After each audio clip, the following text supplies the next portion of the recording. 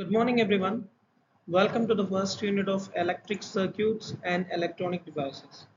I'm Dr.M. Siva Ramkumar, and today we're going to dive into some of the most important essential concepts in electrical engineering.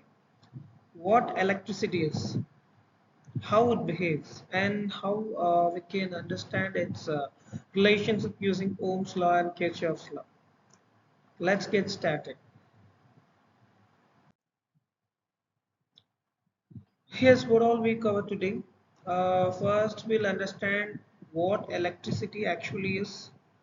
Then we will explore the three quantities in electrical circuits: voltage, current, and resistance.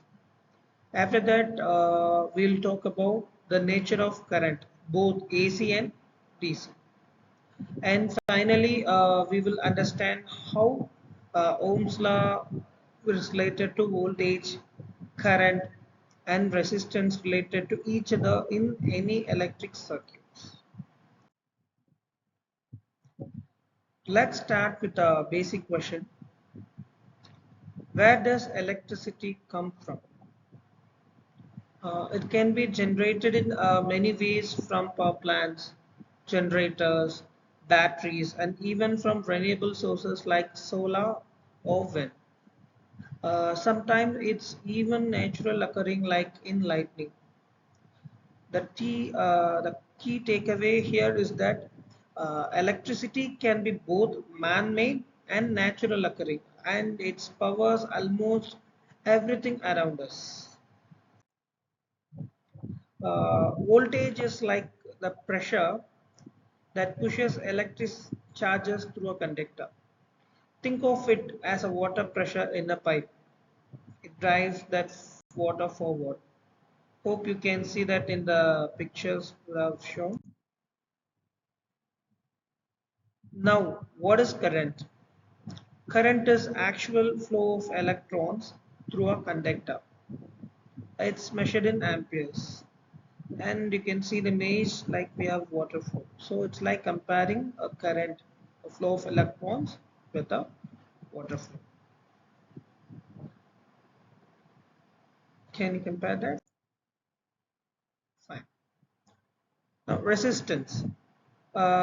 Resistance is what slows down the current.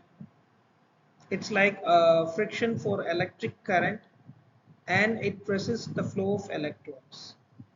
Resistance is measured in ohms, and every material has some resistance. Conductors like copper have low resistance, while insulators like rubber have very high resistance, so that the current value in those will be very low. Let us visualize the relationship between the voltage, current, and resistance. As resistance increases, the current flow decreases for a given voltage, and vice versa. This balance is at the core of every electrical circuit, and we'll use this chart later when we do calculations. Fine. There are two main types of current. One is alternating current, shortly we used to term it as AC, and DC, direct current, we shortly term it as DC. AC changes direction periodically. This is what we use in our ohms, wherein DC flows in one direction only, used in batteries and electronic circuits. Understanding both is a crucial, but because of this, modern devices use both forms depending on the application. We are in urge to know these two nature of power supplies. DC current. We'll look on to it first. DC current is a constant and it flows in a single direction. It's ideal of power electronic and be stored easily in batteries. When we charge our phones or use power banks, we are using a DC current. And devices like inverters convert the DC current into a AC for an home use. Wherein when we look into a AC, it's an alternating current. That AC current alternates its direction, making it easier to transmit over long distance. Power lines carry high voltage AC because it reduces the energy losses. Transformer helps us to step up or step down the voltage efficiently based on the need of whether it is a domestic or industrial purposes. That's why the most of our household appliances run on AC, even though many have internal circuit that convert it back into a DC. Here are the two fundamental laws we must understand. Ohm's law, which relates voltage and current and resistance. Kirchhoff's law, which we will explore in upcoming sessions, which are used to analyze the complex circuit. Ohm's law is focused to know on simple circuits. So now let us focus on Ohm's law.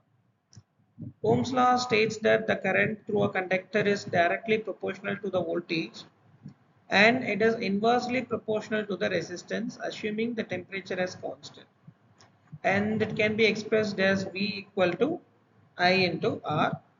We can rearrange the formula to find any unknown value if we know the other two. Hope you can see there is a power triangle, right? So in this we have three components V, I and R. In order to know an unknown value, we can use the sum two known value component, and the formula can be rearranged like V equal to IR or I equal to V by R or R equal to V by I. This triangle helps you to remember Ohm's law quickly. The voltage V multiply current I by resistance R. Similarly, to find current I, divide voltage V by resistance R. To find resistance R, we can divide the voltage V by current I. So it's the simple and most powerful tool for solving and circuit problems. Let's solve some simple problem. We have battery of 12 volt and a resistance of 2 ohm. What is current? Using Ohm's law, we can tell that the formula to be used is I equal to V by R. The value of V is 12 and the value of R is 2, which is given in the question. So that applying those two values in the formula, we'll get I equal to 12 by 2, that is 6. So the circuit will have a 6 amps of current. Here's another example. The volt is 12 and the current is 4. What is the resistance? So here they have given V and I. So that we are rearranging the formula as R equal to V by I. By substituting V and I, we'll get 12 by 4 equal to 3 ohms. This help us to calculate and design the circuits efficiently. When you look at the real resistors, there are tiny and they don't have numbers written on them. So instead they use color bands to indicate these resistance values. Each color stands for a digit, and with practice you can read them quickly. We'll learn how to decode them in our upcoming sessions.